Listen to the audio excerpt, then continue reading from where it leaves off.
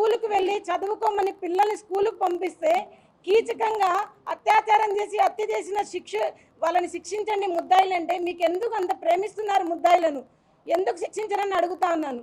మరి లోకేష్ బాబు గారు మీ రెడ్ బుక్లో సుగాలిప్రీతి హంతకుల పేర్లు ఉన్నాయా లేవా చెప్పండి. ఎందుకు ఇంత నిర్లక్ష్యము ప్రభుత్వానికి గిరిజనులంటే చెప్పండి అని అడుగుతా ఉన్నాను.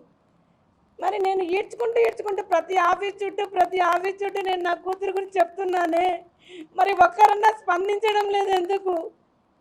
ప్రతిపక్షంలో ఉన్నప్పుడు సుగాలిప్రీతి కేసు గుర్తున్నప్పుడు అధికారంలోకి వచ్చిన తర్వాత ఎందుకు మీకు గుర్తుకు రాదని నేను అడుగుతున్నాను. మీరు న్యాయం చేయలేరా? చేస్తారా చెప్పండి. ఒకవేళ న్యాయం జరగని పక్షంలో నిజంగానే మంగళగిరి పార్టీ ఆఫీస్ దగ్గర, జనసేన పార్టీ ఆఫీస్ దగ్గర నేను ఆమరణ నిరాహార దీక్ష కూడా మేము పూనుకుంటాము. ఎందుకంటే ఒక తల్లిగా నా బాధ నా కూతురికి మనశ్శాంతిని కలిగించాల.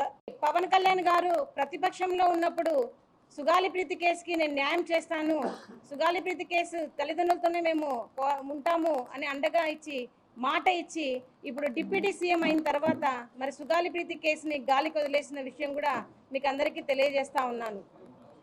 మరి ప్రతిపక్షంలో ఉన్నప్పుడు అంతగా మాకు అండగా ఇచ్చిన మరి జనసేనాని గారు మరి ఈరోజు ఎందుకు సుగాలిప్రీతి కేసు గురించి పట్టించుకోవడం లేదో ఈ మీడియా తరఫున నేను ప్రశ్నిస్తాను అన్నగారిని.